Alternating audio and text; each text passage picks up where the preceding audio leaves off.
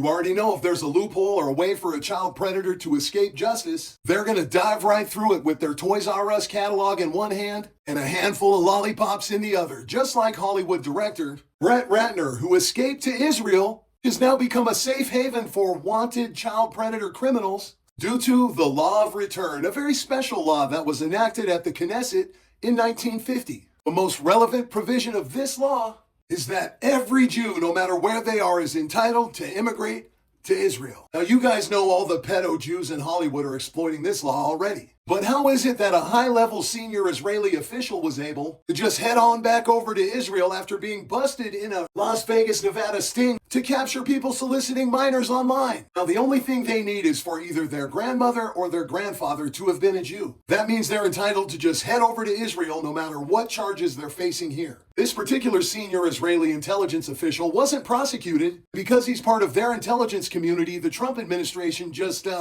made all of this go away. However, the White House responded by saying, hey, check it out. He didn't claim diplomatic immunity. He just got on a plane. We had nothing to do with it. But some of the outrage is building and the U.S. is turning up the heat. There's a few of them they've been able to reel on back to face their charges. But there's people like this Brooklyn man who assaulted 3 of his female relatives and then just left. Fortunately, this dumbass came back about 13 years later and they got him.